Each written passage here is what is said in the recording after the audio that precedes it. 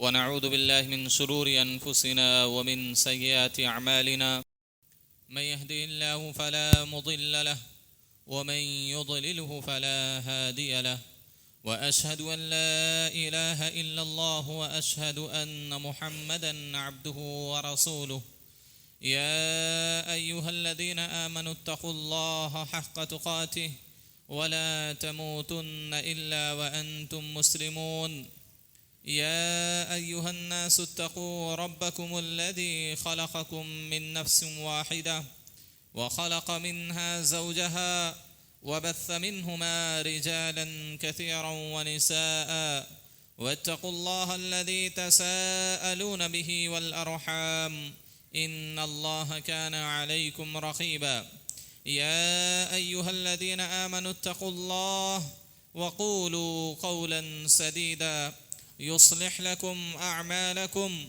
ويغفر لكم ذنوبكم ومن يطع الله ورسوله فقد فاز فوزا عظيما أما بعد فإن خير الحديث كتاب الله وخير الهدي هدي محمد صلى الله عليه وسلم وشر الأمور محدثاتها وكل محدثة بدعة وكل بدعة ضلالة وكل ضلالة في النار فأعوذ بالله السميع العليم من الشيطان الرجيم من همزه ونفخه ونفثه بسم الله الرحمن الرحيم قاف والقرآن المجيد بل عجبوا أن جاءهم منذر منهم فقال الكافرون هذا شيء عجيب أإذا متنا وكنا ترابا ذلك رجع بعيد قد علمنا ما تنقص الأرض منهم وعندنا كتاب حفيظ بل كذبوا بالحق لما جاءهم فهم في أمر مريج أفلم ينظروا إلى السماء فوقهم كيف بنيناها وزيناها وما لها من فروج والأرض مددناها وألقينا فيها رواسي وأنبتنا فيها من كل زوج بهيج تبصرة وذكرى لكل عبد منيب وقال الله تعالى في موضع آخر جنات عدن تجري من تحتها الأنهار خالدين فيها ومساكن طيبة في جنات عدن ورضوان من الله أكبر ذلك هو الفوز العظيم محترم حاضرین جمعہ،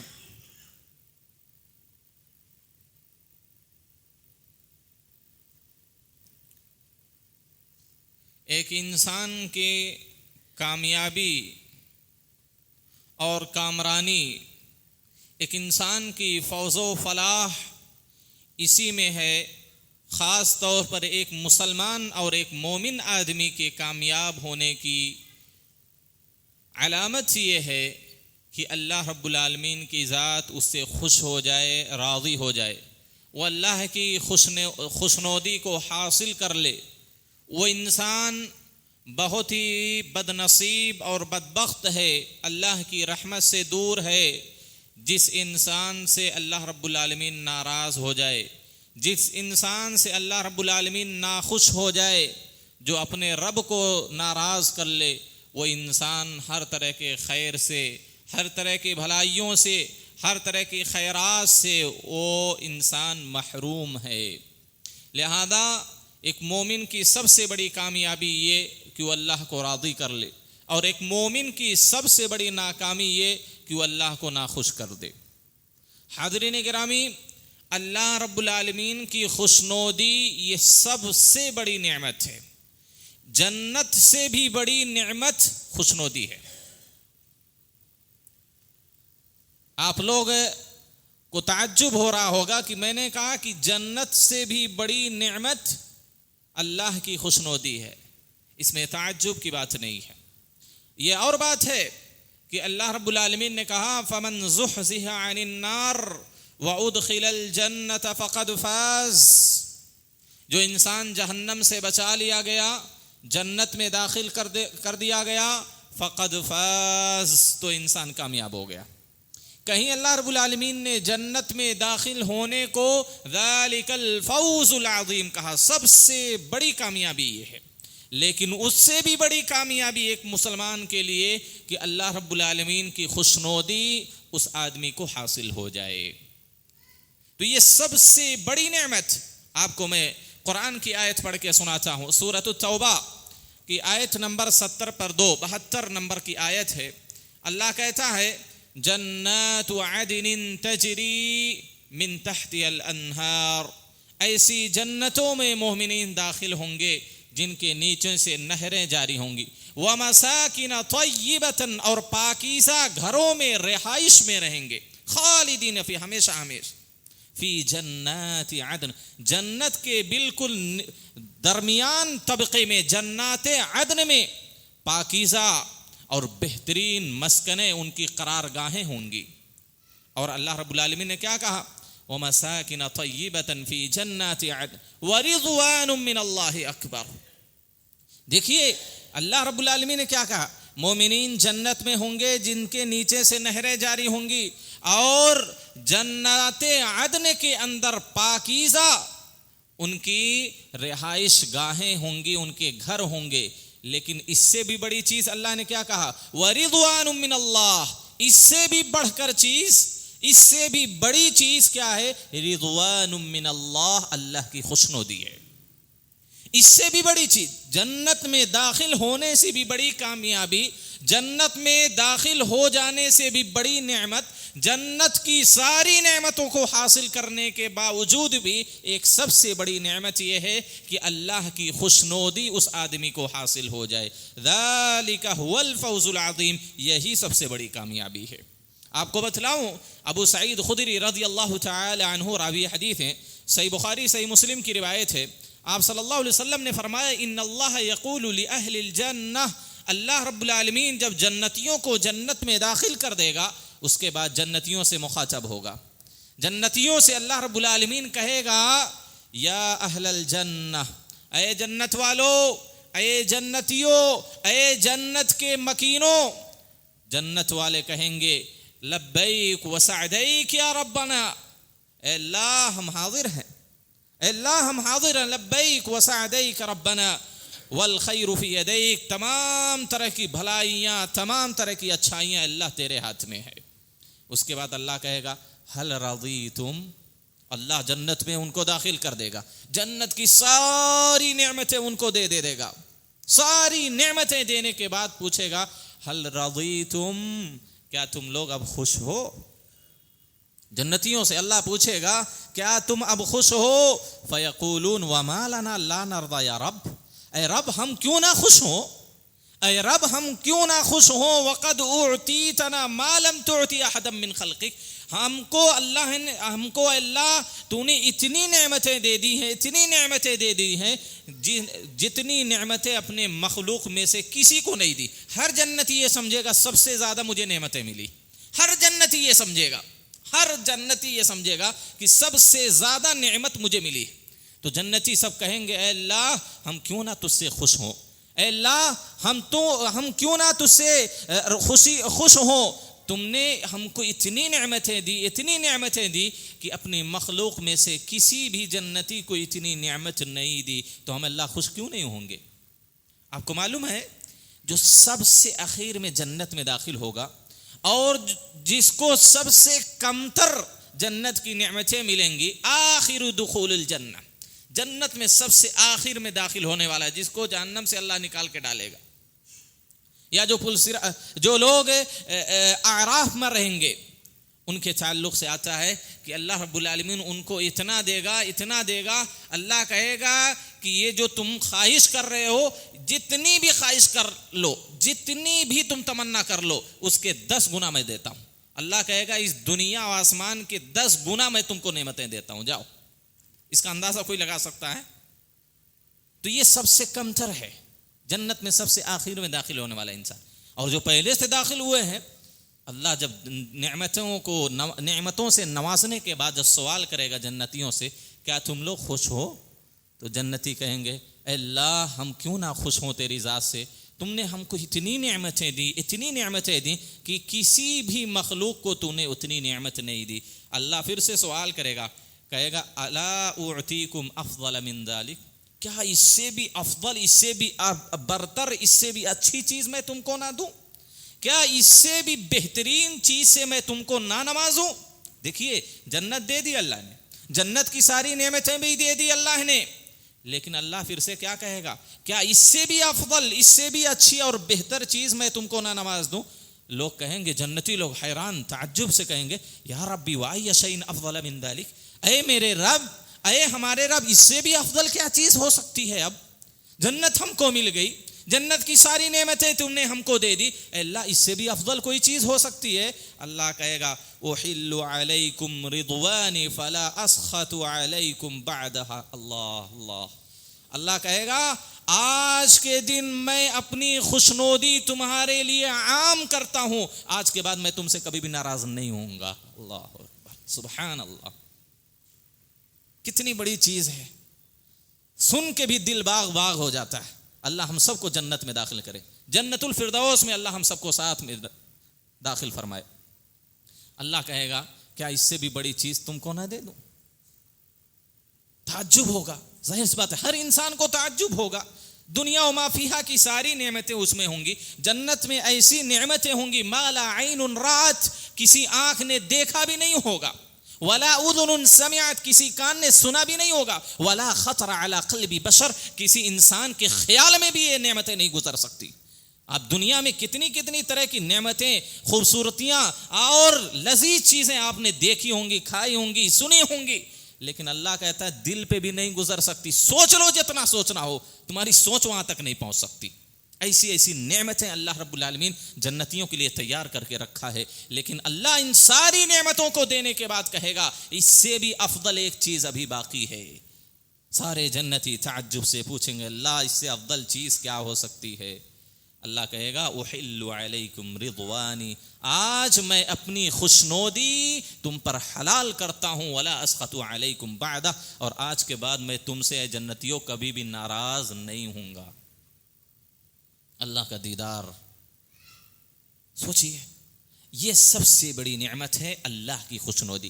اس آیت سے اور اس حدیث سے آپ نے اندازہ لگایا کہ اللہ کی خوشنودی کتنی بڑی دولت ہے, اللہ کو خوش کرنا کتنی بڑی نعمت ہے, اللہ کو راضی کر لینا گویا کہ وہ انسان تقوی کے اعلیٰ مرتبے پر فائز ہے. اس سے اوپر کا تقوی کوئی ہو ہی نہیں سکتا. اللہ جس سے خوش ہو جائے, اللہ رب العالمین جس سے راضی ہو جائے, اللہ کی خوشنودی جس کو حاصل ہو جائے, وہ جنت سے بھی بڑی نعمت اس نے پالی. جنت سے بھی بڑی نعمت آپ اندازہ نہیں لگا سکتے اس اتنی بڑی نعمت کا. اب آئیے, لیکن کچھ ایسے بد نصیب ہیں, کچھ ایسے بدبخت لوگ ہیں, کچھ ایسے اللہ رب العالمین کی خوشنودی سے محروم ہونے والے لوگ ہیں. ظاہر سی بات ہے اللہ رب العالمین کو جو ناراض کر دے وہ انسان نہ تو اس دنیا میں چین سے سکون سے زندگی گزار سکتا ہے, اور نہ آخرت میں کامیابی اور اللہ کی عظیم نعمت جنت کو حاصل کر سکتا ہے. جس سے اللہ خوش ہوگا اسی کو جنت ملے گی, جس سے اللہ ناراض ہوگا اس کو جنت نہیں مل سکتی, اللہ سے کوئی چھین نہیں سکتا. آئیے ان اسباب کو جاننے کی کوشش کریں کہ کن اسباب کی بنیاد پر رب العالمین ایک مسلمان سے, ایک مومن بندے سے ناراض ہو جاتا ہے. وہ کون سے اسباب ہیں, کون سی وجوہات ہیں جو ہماری زندگی میں آ جائیں تو رب العالمین کی خوشنودی ہم حاصل نہیں کر سکتے, رب العالمین ہم سے ناراض ہو جاتا ہے. ان میں سے سب سے پہلی چیز دعوت حق پر غصہ کرنے والا. کسی انسان کو حق کی دعوت دی جائے, کسی انسان کو سچائی کی طرف بلایا جائے, کسی انسان کو حق مسئلے کی دعوت دی جائے, حق بات کی طرف بلایا جائے, لیکن وہ اس پر غصے کا اظہار کرے. وہ انسان پر واجب یہ تھا کہ کہ وہ انسان اللہ کی بات کو سنتا، وہ انسان نبی کی حدیثوں کو سنتا، وہ انسان اللہ اس کے رسول کی حدیثوں کو، فرمودات کو، اللہ کی آیتوں کو اپنی عملی زندگی میں نافذ کرتا، اور جو کوتاہیاں اور خامیاں اس کے اندر پائی جاتی ہیں ان کوتاہیوں کو اللہ کی آیت سننے کے بعد، نبی کی حدیث سننے کے بعد اس کو چھوڑ دیتا، وہ انسان کامیاب ہے۔ لیکن اگر کسی کے پاس قرآن کی آیتیں پڑھی جائیں، نبی کی حدیثیں اس کو پڑھ کر سنائی جائیں، اور یہ بتلایا جائے کہ تم جو یہ عمل کر رہے ہو کتاب و سنت کے خلاف ہے، تم یہ جو عمل انجام دے رہے ہو اللہ اس کے رسول کے فرمودات کے خلاف ہے، اگر وہ بات نہ مانے بلکہ غصے کا اظہار کرے، تو یہ سمجھ لیجئے کہ اللہ رب العالمین سے وہ ناراضگی مول لے رہا ہے۔ اللہ رب العالمین اس بندے سے خوش نہیں ہے، اللہ رب العالمین اس بندے سے ناراض ہے۔ آج معاشرے میں بے شمار لوگوں کی تعداد، یہ چہ جائے کہ وہ غیر مسلمین ہو، یہود و نصارہ ہو، ہنود ہو، مشرکین ہو، اپنے آپ کو مسلمان کہلانے والے بے شمار اور انگنت لوگ ایسے ہیں، جب ان کے پاس حق بات پہنچائی جاتی ہے، جب حدیثیں ان کو پڑھ کر سنائی جاتی ہے، قرآن کی آیتیں کھول کر ان کو دکھائی جاتی ہیں، پھر بھی وہ حق بات ماننے کے لیے تیار نہیں ہوتے، حق بات ماننے پر اپنے آپ کو آمادہ نہیں کر پاتے، بلکہ غصے سے تلملا اٹھتے ہیں، لڑائی جھگڑے پر اتر آتے ہیں اور غصے کا اظہار کرتے ہیں۔ یہ ایسے لوگ ہیں جو رب العالمین کی ناراضگی مول لے رہے ہیں۔ بلکہ یہ بیماری اپنے اہل الحدیث جماعت کے اندر بھی موجود ہے، یہ بیماری اپنی جماعت کے اندر بھی موجود ہے۔ کوئی ایک چھوٹا عالم، دیکھنے میں ان کی نگاہ میں چھوٹا عالم ہے، وہ اگر کوئی بات بولے، مدنی صاحب کے خلاف ہو، شیخ الحدیث صاحب کے فتوے کے خلاف ہو، فلاں مفتی اور فلاں مدنی صاحب کے قول کے خلاف ہو، تو اس بات کو ماننے کے لیے تیار نہیں۔ ارے آپ کہہ رہے ہیں مول صاحب، فلاں مدنی صاحب نے، فلاں دکتور صاحب نے، فلاں مقرر خطیب صاحب نے، فلاں امام صاحب نے ایسے کہا ہے۔ آج یہ اہل حدیثوں میں تقلید آ گئی ہے، یہ آج اہل حدیثوں کے اندر بھی تقلید موجود ہے۔ چند مخصوص اشخاص، چند مخصوص مشائخ کے قول پر، ان کے فتاوے پر لوگ عمل کرتے ہیں، اور یہی مخالفین کرتے ہیں تو آپ کہتے ہیں تقلید گمراہی، تقلید شرک، تقلید فلاں، تقلید بدعت۔ اور آپ ایک خاص مولوی کی بات سن کر اپنی زندگی گزارتے ہیں، ایک خاص مولوی کے فتوے پر آپ عمل کرتے ہیں، اس کے مخالف لوگوں کو سننے کے لیے بھی تیار نہیں ہوتے۔ اگر مخالف والا ان کی تردید کرتے تو لڑائی جھگڑے پر اتر آتے ہیں۔ یہ اہل حدیثوں کے اندر یہ برائی موجود ہے۔ ہم غیروں کو کوستے ہیں، غیروں پر چلاتے ہیں، غیروں کو دوست ٹھہراتے ہیں کہ ان کے اندر یہ کمیاں ہیں، یہ ہے۔ ہمارے اندر تقلید ہے، اپنے اندر سے یہ گمراہی دور کرنے کی ضرورت ہے، اپنے اندر سے، اپنی جماعت کے اندر سے اس برائی کو جڑ سے ختم کرنے کی اشد ضرورت ہے۔ آج اہل حدیثوں میں تقلید ہے، کتنی بار مجھ سے سابقہ ایسا ہوا ہے۔ ایک مسئلہ تھا، اننت پور کے اندر میں موجود تھا، مجھ سے لوگوں نے سوال کیا جماعت ثانیہ کا کیا حکم ہے؟ میں نے کہا جس مسجد کے اندر امام راتب ہو، امام متعین ہو، اس مسجد کے اندر دوسری جماعت نہیں کرنی چاہیے۔ چند دنوں کے بعد ایک بڑے مشہور عالم، بڑے مشہور خطیب، جن کو سند مل چکی ہے خطابت کی ساؤتھ کے اندر خصوصی طور پر، وہ مدنی صاحب آئے، ان سے لوگوں نے سوال کیا وہاں کی جماعت نے، مول صاحب دوسری جماعت کرنا کیسا ہے؟ انہوں نے کہا بالکل جائز ہے، کوئی حرج نہیں ہے۔ وہ صرف آج کے دور میں امام البانی کا ایک فتویٰ ہے کہ وہ جائز نہیں۔ وہ مدنی صاحب کی یہ قول ہے، مدنی صاحب کی یہ بات ہے کہ فلاں امام البانی کا قول ہے بس۔ حالانکہ اس مدنی صاحب کو اس بات کا بھی علم نہیں کہ جمہور اہل علم کا یہ نظریہ ہے، حنفیہ، مالکیہ، شافعیہ، حنبلیہ، سب کا یہ نقطہ نظر ہے، جس مسجد میں امام متعین ہوا دوسری جماعت نہیں کرنا چاہیے۔ امام شافعی نے تو مستقل اپنی کتاب رسالے کے اندر خوب لمبی چوڑی بحث کی ہے اس پر۔ انہوں نے کیا کہا ہے؟ نہیں، کسی کا قول یہ نہیں ہے، صرف امام البانی کا اس دور میں ہے بس۔ ہماری بات کی کوئی اہمیت نہیں، ہم نے بے شمار دلیلیں پیش کی ان لوگوں کو، لیکن مدنی صاحب صرف کہہ دیے نہیں جائز ہے، خلاص وہی بات حق ہو گئی۔ تو یہ آج بیماری اہل حدیثوں کے اندر موجود ہے۔ تو میں یہ کیا کہہ رہا تھا کہ سب سے پہلا سبب اللہ کو ناراض کرنے والا، اللہ کو ناخوش کرنے والا، سب سے پہلا اور بنیادی سبب یہ ہے کہ جب حق بات کسی کے سامنے پیش کی جائے تو خوشی خوشی وہ قبول نہ کرے بلکہ اس پر غصے کا اظہار کرے، غصے کا اظہار کرے، اپنے آپ کو اس پر عمل کرنے کے لیے آمادہ نہ کر پائے۔ اللہ رب العالمین فرماتا ہے ان الذین کفروا ینادون لمقت اللہ اکبر من مقتکم انفسکم، اللہ کہتا ہے کہ جن لوگوں نے کفر کیا، ینادون لمقت اللہ، ان کو پکارا جاتا تھا یا ان کو پکارا جائے گا، ان سے کہا جائے گا لمقت اللہ اکبر من مقتکم انفسکم، آج آخرت میں جو تم اپنے آپ سے ناراض ہو اس سے کہیں بڑی ناراضگی دنیا کے اندر اللہ کی تم پر تھی۔ کیوں؟ اذ تدعون الی الایمان، جب تم کو ایمان کی طرف، اسلام کی طرف، حق کی طرف بلایا جاتا تھا، فتکفرون، تم لوگ انکار کر دیتے تھے، تم لوگ انکار کر دیتے تھے۔ تو آج جب تم کو جہنم میں ڈالا جا رہا ہے تو اپنی کرتوتوں سے تم ناراض ہو رہے ہو، اللہ کہتا ہے اس سے کہیں زیادہ اللہ تم پر دنیا میں ناراض تھا کہ جب حق بات کی دعوت دی جاتی تھی تو تم لوگ مانتے نہیں تھے۔ تو حق بات کو نہ ماننا، حق بات کو ٹھکرا دینا، حق بات کو تسلیم نہ کرنا اور خوشی خوشی اس پر عمل نہ کرنا، اپنی غلطیوں کو نہ چھوڑنا بلکہ غصے کا اظہار کرنا، لڑائی جھگڑے پر اتر آنا، تو میں گالی گلوچ پر اتر آنا، یہ اللہ کو ناراض کر دینے والا سبب ہے، اور اللہ کی ناراضگی جس نے مول لیا اس کی دنیا اور آخرت دونوں برباد ہو جاتی ہے۔ اسی طریقے سے دوسرا بنیادی سبب اللہ رب العالمین کی ناراضگی مول لینے کا، رب کی تقسیم پر راضی نہ ہونا۔ اللہ نے اس دنیا کے اندر کسی کو خوبصورت بنایا ہے، کسی کو بدصورت بنایا ہے، کسی کو اللہ نے مالدار بنایا ہے، کسی کو فقیر بنایا ہے، اللہ نے کسی کو طاقتور بنایا ہے تو اللہ نے کسی کو کمزور بنایا ہے۔ البتہ اللہ رب العالمین نے ایک ہی مرتبے پر سب کو پیدا نہیں کیا بلکہ سب لوگوں کے درجات اور مراتب الگ الگ ہیں، کوئی کسی سے بڑا ہے، کوئی کسی سے چھوٹا ہے، کوئی کسی سے افضل ہے تو کوئی کسی سے کمتر ہے۔ یہ دنیا چلانے کا اصول اور ضابطہ ہے۔ سب کو ایک طرح اگر اللہ بنا دیتا تو ظاہر سی بات ہے دنیا ختم ہو جاتی۔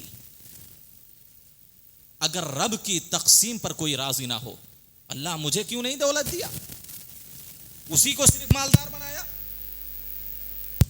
کتنے ایسے انسان ہیں جب مصیبت ان پر نازل ہوتی ہے وہ لوگ کیا کہتے ہیں، ارے میں تو نماز پڑھتا ہوں، اللہ کی اطاعت کرتا ہوں، فلاں ہے، کبھی بھی نماز نہیں پڑھتا، اس پر کوئی مصیبت نہیں آتی، اس کو کوئی بیماری نہیں لاحق ہوتی، اس پر کوئی تکلیف نہیں آتی۔ یہ اللہ کی تقدیر پر راضی نہ ہونا ہے، اللہ کے فیصلے کو تسلیم نہ کرنا ہے۔ اس طرح کی بے شمار بیماریاں ہمارے اندر ہیں۔ رب کی تقدیر پر، رب کی تقسیم پر اگر کوئی خوش نہیں ہے تو یہ سمجھ لیجئے کہ وہ اللہ کی ناراضگی مول لے رہا ہے۔ انس بن مالک رضی اللہ تعالی عنہ سے روایت ہے کہ آپ صلی اللہ علیہ وسلم نے فرمایا ان عظم البلاء ما عظم الجزاء، جتنی بڑی مصیبت اللہ نازل کرتا ہے اتنا ہی بڑا اجر بھی ملتا ہے۔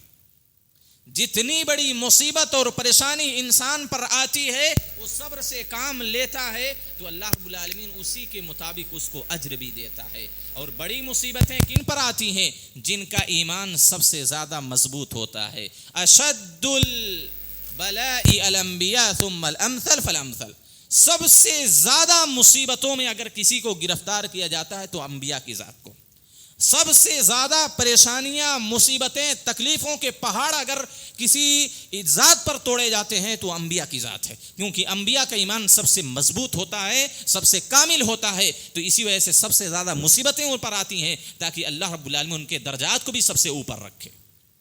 ثم الامثل فالامثل، پھر ایمان میں جتنا مضبوط ہوگا اسی کے مطابق پریشانیاں آئیں گی۔ جو سب سے کمتر ہوتا ہے سب سے چھوٹی مصیبت اس پر آتی ہے۔ تو اللہ کے رسول صلی اللہ علیہ وسلم نے فرمایا ان عظم الجزاء ما عظم البلاء، جتنی بڑی مصیبت اتنا بڑا اجر۔ اور آپ نے کہا ان اللہ اذا حب قوما ابتلاهم، اللہ جب جن لوگوں کو پسند کرتا ہے، اللہ جن لوگوں سے محبت کرتا ہے ان کو آزمائشوں سے گزارتا ہے، اگر وہ آزمائش میں کھرے اترتے ہیں اللہ ان کے لیے جنت کے اندر درجات کو بلند کرتا ہے. فمن رضی فلہ الرضا, جو اللہ کی اس تقسیم پر راضی ہو گیا اللہ بھی اس سے راضی ہو جاتا ہے. ومن سخط فلہ السخط, اور جو اللہ کی اس تقسیم پر ناراض ہو جاتا ہے اللہ اس سے ناراض ہو جاتا ہے. تو اللہ رب العالمین کے فیصلے پر ہمیشہ خوش رہیں, یہ سمجھیں, بلکہ یہ عقیدہ ہمارا ہونا چاہیے کہ اللہ جو ہمارے حق میں کر رہا ہو ہمارے لیے بہتر ہے. یہ جو پریشانی آئی ہے دنیاوی اعتبار سے ہم کو تو کوئی فائدہ نظر نہیں آتا, دنیاوی اعتبار سے کوئی فائدہ ہم کو حاصل نہیں ہوتا, لیکن کل قیامت کے دن آخرت کی زندگی میں اس کا بڑا فائدہ ہم دیکھیں گے. حدیث کے اندر آتا ہے, اللہ کے رسول صلی اللہ علیہ وسلم فرماتے ہیں کہ اللہ رب العالمین جب ان لوگوں کو جن کو دنیا میں مصیبتوں میں گرفتار کیا جاتا تھا, مصیبتیں سب سے زیادہ ان پر آتی تھی, جب وہ دیکھے گا کہ اتنے بڑے بڑے درجات, جنت کے اتنے اونچے اونچے درجات ان لوگوں کو حاصل ہیں, تو انسان تمنا کرے گا اس وقت, صحیح حدیث ہے, اس وقت انسان تمنا کرے گا کاش اس کے چمڑوں کو قینچیوں سے ایسے کاٹ کاٹ دیا جاتا تاکہ جنت میں اس کے بھی مرتبے بلند ہو جائیں.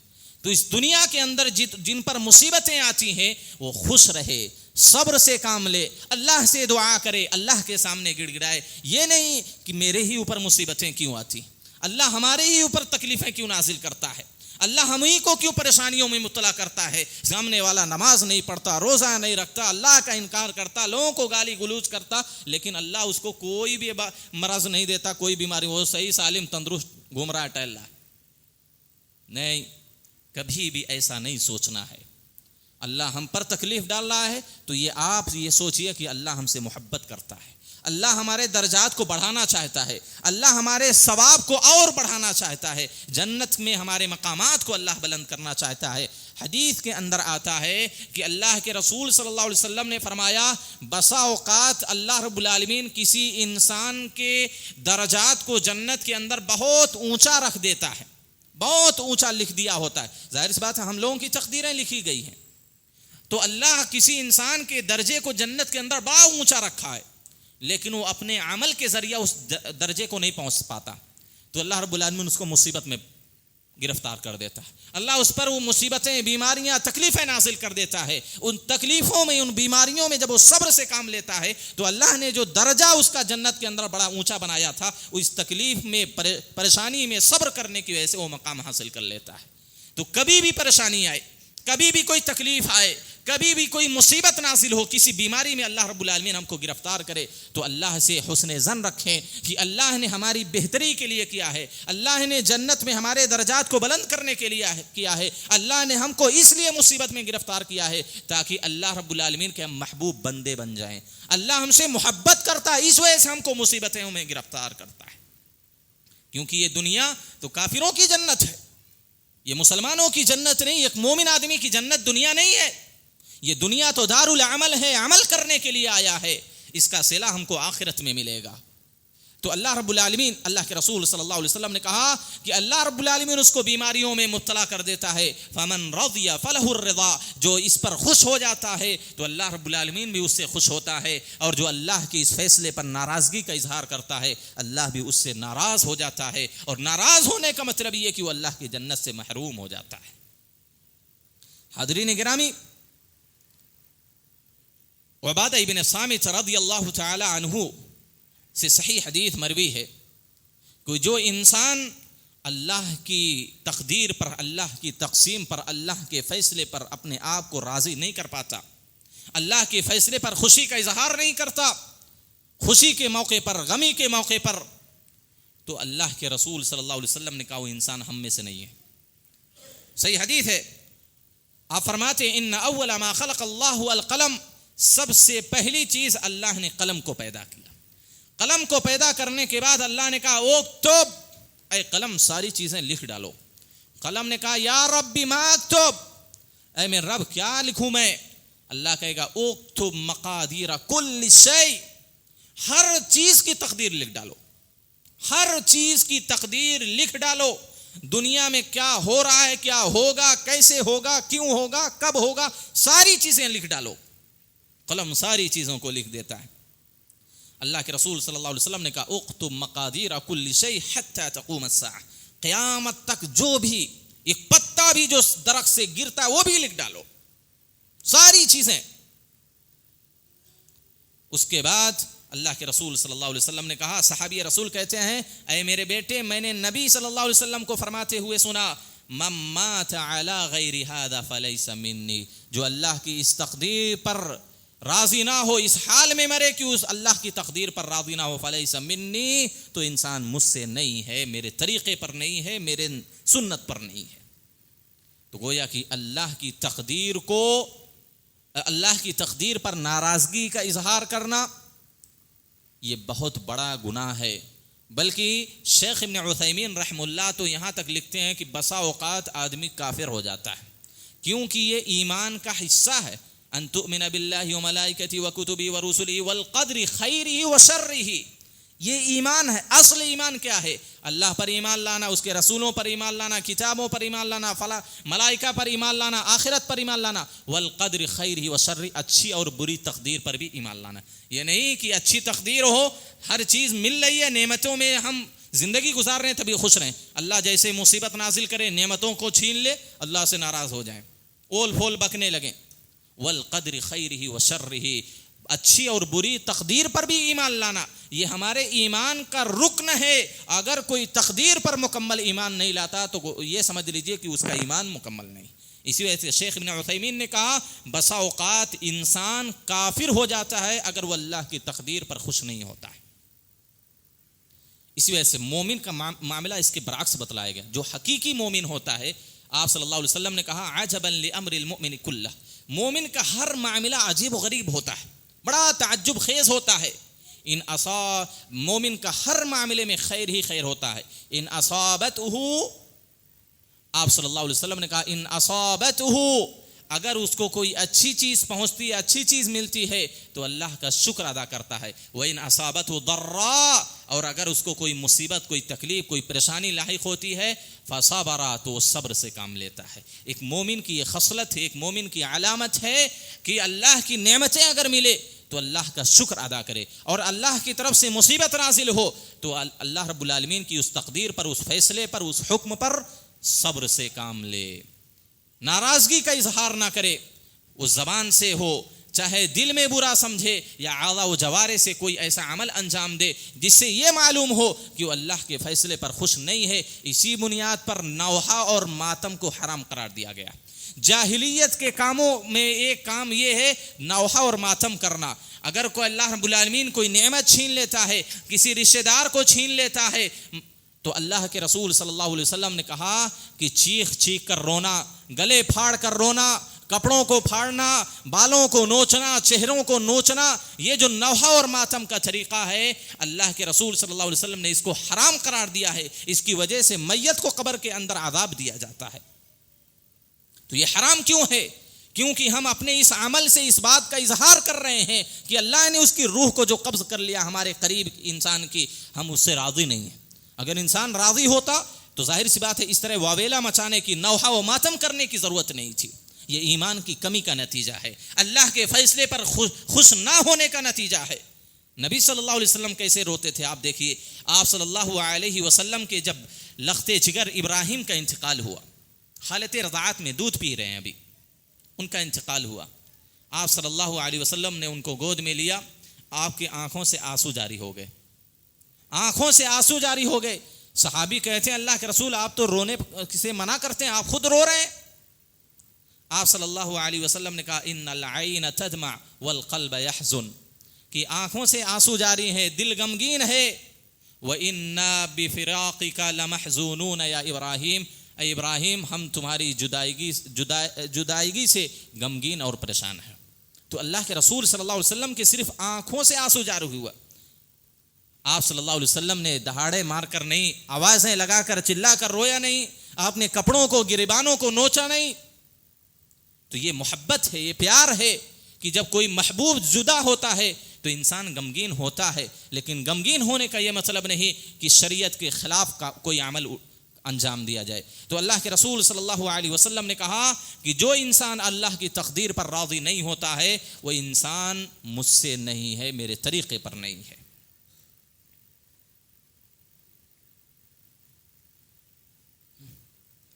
حاضرین گرامی، تو میں آپ کو بتلا رہا تھا کہ اللہ رب العالمین کی سب سے بڑی نعمت، جنت سے بھی بڑی نعمت اللہ کی خوشنودی، اللہ کو راضی کر لینا ہے. اور اللہ کو اگر کوئی ناراض کر دے، اللہ کو ناخوش کر دے، تو یہ سمجھ لیجئے کہ وہ اپنی دنیا بھی برباد کر بیٹھا اور اپنی آخرت بھی برباد کر لی ہے. ان جو ہم نے اسباب بتلائے کہ اللہ کو ناراض کرنے کے اسباب کیا کیا ہے، ان میں سے ایک سبب ہم نے کہا کہ دعوت حق پر غصہ کرنے والا، حق بات کو نہ ماننے والا. اور دوسری بات ہم نے بتلائی کہ آپ صلی اللہ علیہ وسلم نے کہا رب کی تقسیم پر راضی نہ ہونے والا، اللہ کے فیصلے پر خوشی کا اظہار نہ کرنے والا، اللہ کے فیصلوں کو خوشی کے ساتھ نہ ماننے والا، یہ اللہ رب العالمین کی ناراضگی کو مول لینے والا ہے. اسی طریقے سے ایک اور سبب بیان کر کے اپنی بات کو ختم کرتا ہوں، وقت زیادہ ہو رہا ہے. رب کی نافرمانی میں چلنے والا، رب کی نافرمانی ہمیشہ کرنے والا. ابو ہریرہ رضی اللہ تعالیٰ عنہ سے روایت ہے، آپ صلی اللہ علیہ وسلم فرماتے ہیں کہ جب کوئی آدمی اپنے گھر سے نکلتا ہے، وفی باب رایتان، اس کے گھر کے دروازے پر 2 جھنڈے ہوتے ہیں، 2 جھنڈے لگے ہوئے ہوتے ہیں. آپ صلی اللہ علیہ وسلم نے کہا رایۃ بید ملکن، ایک جھنڈا فرشتے کے ہاتھ میں ہوتا ہے، ورایۃ بید شیطان، اور ایک جھنڈا شیطان کے ہاتھ میں ہوتا ہے. یہ مسند احمد کی روایت ہے. شعیب ارناؤت نے اس حدیث کو حسن قرار دیا ہے. کہا جب کوئی آدمی اپنے گھر سے نکلتا ہے تو اس کے دروازے پر 2 جھنڈے لگے رہتے ہیں، ایک جھنڈا فرشتے کے ہاتھ میں ہوتا ہے، ایک جھنڈا شیطان کے ہاتھ میں ہوتا ہے. فَإِنْ خَرَجَ لِمَا يُحِبُّ اللَّهَ عَزَّ وَجَلَّ، اگر انسان اپنے گھر سے ان سارے عمل کو انجام دینے کے لیے نکلتا ہے جن سے اللہ رب العالمین خوش ہوتا ہے، جن اعمال کو اللہ پسند کرتا ہے، ان اعمال کے لیے اگر کوئی اپنے گھر سے نکلتا ہے، جیسے ابھی ہم جمعہ کی نماز کی ادائیگی کے لیے یہاں آئے، اللہ رب العالمین کو یہ عمل پسند ہے، تو اللہ کی محبوب عمل کے انجام دینے کے لیے کوئی اگر اپنے گھر سے نکلتا ہے، اتبعہ الملک برایتہ، تو فرشتہ اس جھنڈے کو لے کر نکلتا ہے، فرشتہ وہ جھنڈا لے کر نکلتا ہے اور اس جھنڈے کے سائے چلے وہ انسان چلتا ہے. فلم یزل تحت رایت الملک حتی یرجع الی بیتہ، وہ انسان جب تک اپنے گھر لوٹ نہیں جاتا اس عمل کو پورا کر کے، تب تک وہ انسان فرشتے کے جھنڈے کے نیچے رہتا ہے. وَإِنْ خَرَجَ لِمَا يُسْخِطُ اللَّهِ، اور اگر اپنے گھر سے آدمی ایسے عمل کو انجام دینے کے لیے نکلتا ہے جن سے اللہ ناراض ہوتا ہے، اللہ کی نافرمانی کرنے کے لیے اپنے گھر سے نکلتا ہے، اتبعہ الشیطان برایتہ، تو شیطان اس کے ساتھ اپنا جھنڈا لے کر نکلتا ہے. فلم یزل تحت رایت الشیطان حتی یرجع الی بیتہ، اور جب تک وہ انسان اپنے گھر نہیں لوٹ جاتا وہ انسان شیطان کے جھنڈے کے نیچے ہی زندگی گزارتا ہے. تو اس حدیث سے معلوم یہ ہوا کہ انسان اگر اپنے گھر سے اللہ کے محبوب عمل کے لیے نکلتا ہے تو اللہ رب العالمین اس سے محبت بھی کرتا ہے اور فرشتے اس کے ساتھ ہوتے ہیں، اس کا دفاع کرتے ہیں، اس کی حفاظت کرتے ہیں. اور اگر اللہ کی ناراضگی کرنے والا اللہ کی نافرمانی کرنے کے لیے اپنے گھر سے نکلتا ہے تو اللہ اس انسان سے ناراض بھی ہوتا ہے، اور وہ شیطان اس کے ساتھ ہوتا ہے جو اس کو برائیوں میں ملوث رکھتا ہے، گناہ کی طرف دعوت دیتا ہے، اور ایک گناہ کرنے کے بعد دوسرے گناہ میں وہ انسان پڑ جاتا ہے. لہذا ان اسباب سے ہم اپنے آپ کو بچائیں، اللہ کی ناراضگی کے اسباب جو ہیں اپنے آپ کو اس سے ہم دور رکھیں. اللہ رب العالمین سے میں دعا کرتا ہوں کہ اللہ رب العالمین ان سارے اسباب اور وجوہات سے ہم سب کی حفاظت فرمائے جن کی بنیاد پر اللہ تو ناراض ہو جاتا ہے. اللہ ان سارے اعمال کو انجام دینے کی کوشش، اللہ رب العالمین ان سارے اعمال کو انجام دینے کی ہم سب کو توفیق دے جس سے تو خوش ہوتا ہے. اللہ ہم تمام لوگوں کو جب تک زندگی دے کتاب و سنت کے مطابق زندگی گزارنے کی توفیق دے، جب خاتمہ ہو تو خاتمہ بالخیر عطا فرمائے. آمین. وآخر دعوانا الحمدللہ رب العالمین. اقول قولی ھذا استغفر اللہ لی ولکم.